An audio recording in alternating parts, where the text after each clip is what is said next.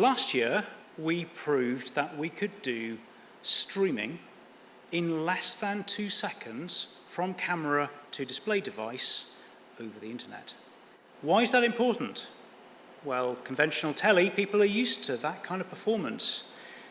And if you're watching live sports and you see the result on X before you see it on your telly, well, that's not a great experience.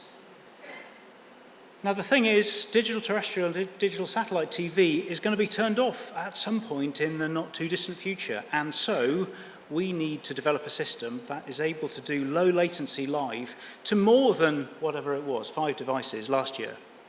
So we want to scale this thing. Now then, what are we going to do? Over to Alex. So technically, last year we reached our goal.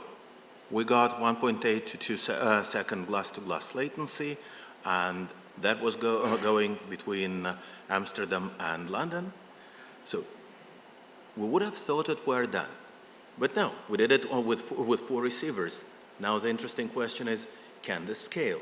So if I need a single sentence pitch, we want to make sure we can see this with hundreds or even thousands of receivers and see the same order of magnitude as a result.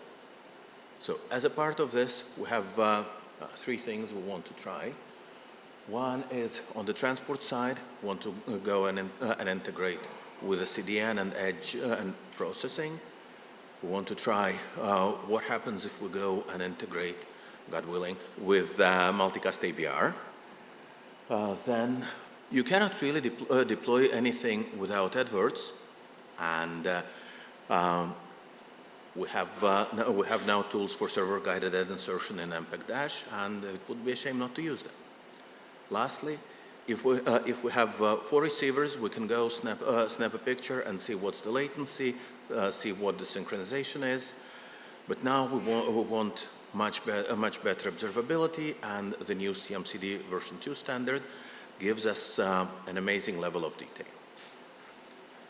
So, this is about ultra-low glass-to-glass latency, near instant playback start, right? So it's not just about having low latency, it's being able to zap between content and have it start as instantly as we possibly can. And it's about tight synchronization, because we need to make sure that all of the displays are displaying the same content at ideally exactly the same time. And over a public IP network, to numerous devices, and using a standard stack and currently deployed infrastructure. We don't want to reinvent stuff and use stuff that's non-standard. So this is not trivial. It's not trivial to do it on a grand scale. Talk us through the architecture, Alex.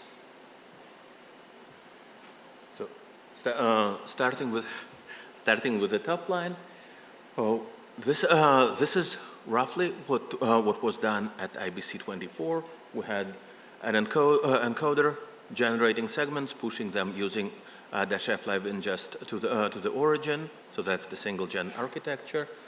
We're going to insert CDN and some amount of edge processing on the CDN, and this goes to the player as MPEG-Dash, and on the way back as CMCD-V2. Then we're adding components that we didn't have. We're adding adverts. We're adding analytics and monitoring based on the new CMCD-V2 standard, and we're adding a use or misuse of this standard also for advert purposes, for beaconing, trying to figure out if an ad was actually served. Lastly, the transport aspect, we're going to look into multicast ABR options, whether we can go and do something and make things scale better over a multicast-enabled network. Okay, with 17 seconds to go, who do we want to come and play? Look, if you've got experience in encoding and packaging with Shaka Player, with CDNs, with multicast ABR, with consumer decoders, with CMCD V2, come and see us. We are on table 2 and we want to talk. And this is what it's about. Open standards, millions of devices, making it work in a new IP kind of way, and making it relevant to media organizations globally. Thanks, everybody.